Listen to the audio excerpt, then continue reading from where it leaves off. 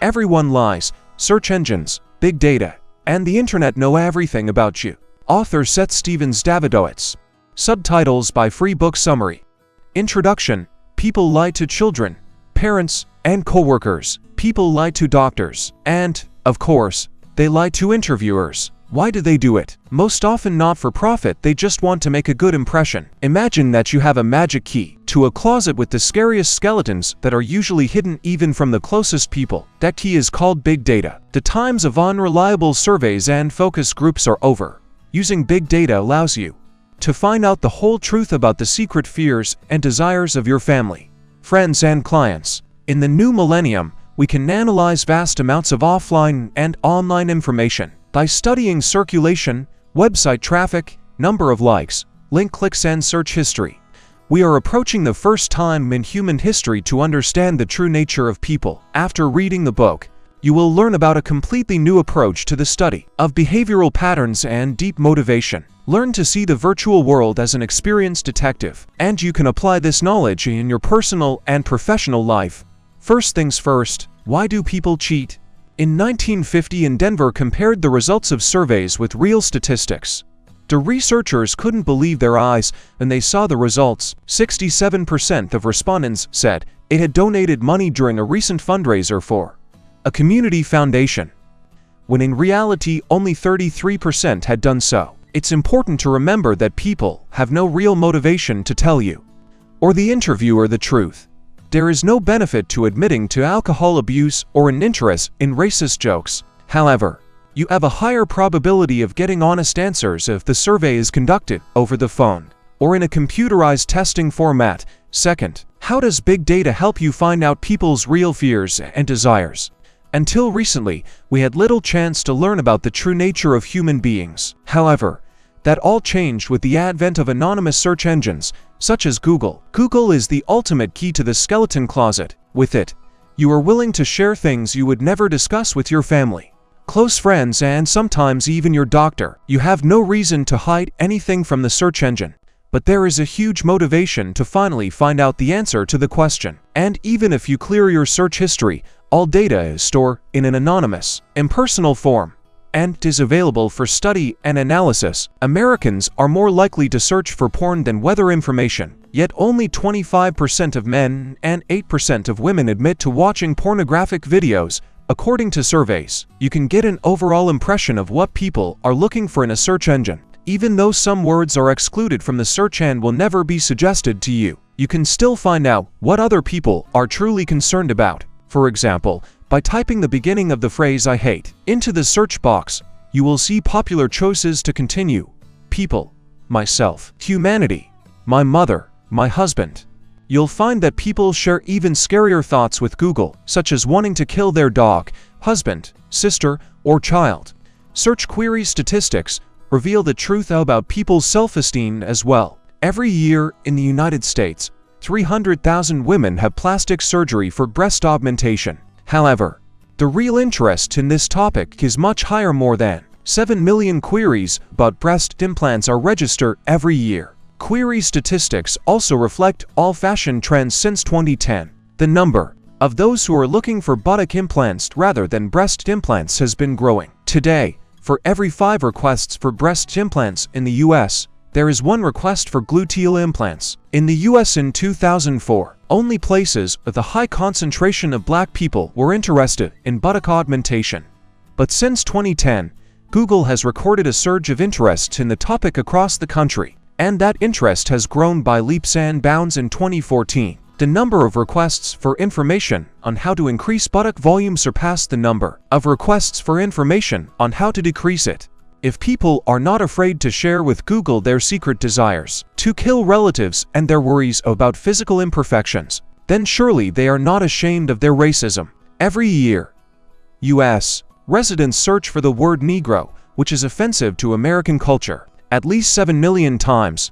In 20% of cases, the search query that includes the word Negro is related to the desire to laugh. Hidden racists are interested in jokes about black people. I hate Negroes and the word Negro combined with stupid are also common. Unlike Google's data, which helps us learn people's real fears and desires. Facebook's data is only useful to see how much users can distort reality in their quest for approval from friends and family. The same person can write a Facebook post declaring their love for their partner, post happy photos from their last vacation in the Maldives, and 5 minutes later open Google to type in "I hate my husband" or "my husband is an idiot." A quality and serious Atlantic magazine has a circulation comparable to the National Enquirer, a typical representative of the yellow press. The number of Google searches for these publications is also comparable. However, on Facebook we see that for one like of the National Enquirer magazine there are 27 likes. For the Atlantic magazine, few people want to openly confess their interest in scandals, intrigues, investigations. Third, big data in practice. How does big data reveal cultural and gender differences? Cultural differences. Big data can help us identify cultural differences we didn't even realize we had. In the U.S., men, upon learning of their wife's pregnancy, are most likely to Google "my wife is pregnant" and "now what?" or "my wife is pregnant. What should I do?" In Mexico, the top queries from fathers-to-be are phrases "de amor para mi esposa embarazada", words of love for my pregnant wife, and "poemas para mi esposa embarazada", poems for my pregnant wife. Even more revealing are the results of analyzing the search queries of pregnant women around the world.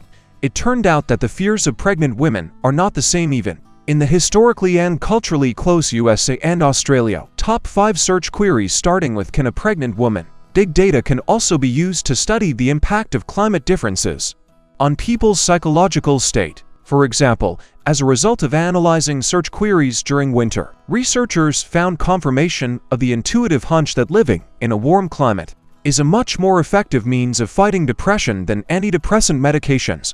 Economic conditions, education level, and even religiosity had a negligible effect on the likelihood of becoming depressed. The most important factor turned out to be climate. In the winter in Honolulu, Hawaii, according to Google, people are 40% less interested in the topic of depression than in Chicago, Illinois. At the same time, statistics show that antidepressants actually work only 20% of the time. Gender difference. Big data technology often involves content analysis, and the results of this analysis show that women and men use different vocabulary to communicate. And it's not just that men are more likely to talk and write about soccer or politics, while women are more likely to talk and write about kids and shopping. After analyzing data from thousands of Facebook posts, researchers from the University of Pennsylvania found that women are more likely to play with words. For example, writing "su'u", while men are more likely to use foul language to convey negative emotions. Another example of using big data is a visual analysis of 949 scanned graduation photo albums over 10,000 portraits. Using the overlay method, the researchers studied how people's faces changed from 1905 to 2013. It turned out that the main change was that people started smiling in photos. However, women started doing this decades earlier. Another important function of big data is to rid us of gendered misconceptions. We used to believe that women are much more worried about their appearance flaws than men. However, according to Google AdWords data on website visit statistics, men are almost as actively interested in weight loss and plastic surgery as women. 42% of visitors to beauty and fitness websites are men, and 39% of visitors to plastic surgery websites are men. How does big data help you make decisions? In 2006, Facebook introduced a new feature: users could now see their friends' news on their homepage. Today we can hardly imagine Facebook without this feature, but at the time this innovation caused active protest. Opponents of the innovation believed that Facebook was provoking people to peep at each other. Figures testified in favor of the update in August 2006. Before the introduction of the new feature, users viewed about 12 billion pages, and in October, after the update Facebook, they viewed 22 billion pages. In addition, the viral popularity of the protest groups also contributed to Facebook's traffic growth. Netflix also once made its choice in favor of big data, ignoring the opinion of the service's users, and it did not lose. For a long time, Netflix users themselves made a list of movies they wanted to watch in the future. However, it was obvious that these movies were not watched later. Even the reminder system did not help. It turned out that users of the service, as a rule, chose serious foreign and documentary films for the watch later list. Netflix guessed that they were faced with an example of people wanting to look better in their own eyes by choosing movies. When it comes to actually watching them, they most often prefer light romantic movies and comedies. The company then implemented an algorithm that prompts users for new movies based on the ones they've already watched. The strategy of selecting new content based on the real interests of the user has already proved its success. Today, it is used by many services, such as YouTube. Algorithms know people's true desires much better than they do. B-testing big data teaches us not to trust our feelings and guesses, but to test them in practice. One of the best methods for evaluating the effectiveness of a new design, text, or button color is A/B testing. In February 2000, Google began an experiment that changed the approach to marketing research on the internet. Google specialists randomly divided users into two groups.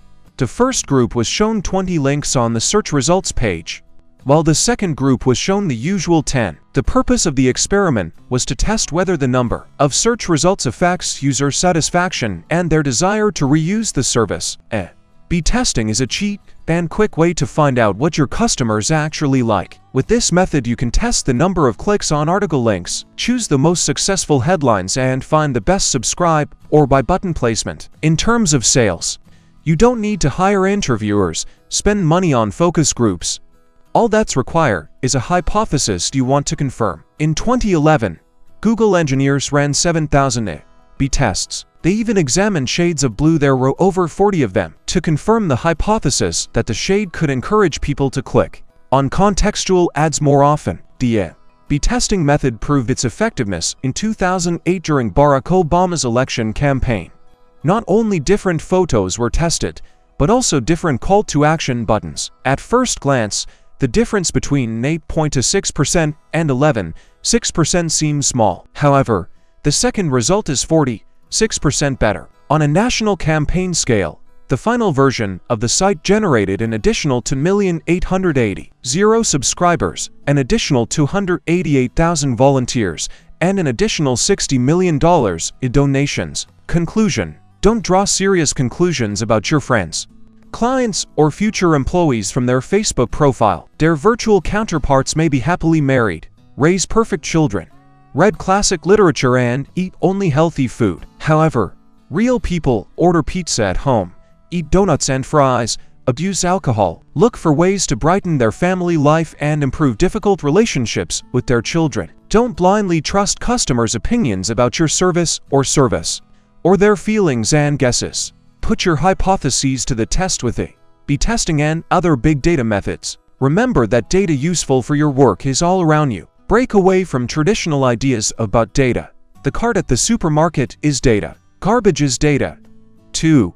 What people are looking for is valuable information in and of itself. Their interest in jokes, celebrities, and games can be analyzed. How and when they search for it is also important information. As a result, you learn much more about people than you would from in-depth interviews or surveys. With the advent of big data, the life and work of a marketer has changed once and for all. Now it is important not only to be connected to your customer with a sixth sense and know them by sight, but also to be a top-notch analyst who can make sense of the huge amounts of data that hide the whole truth about your customers and users. Thank you all for listening to the end. If you liked it, don't forget to rate and subscribe to the channel. You can buy the full version of the book at the link in the description.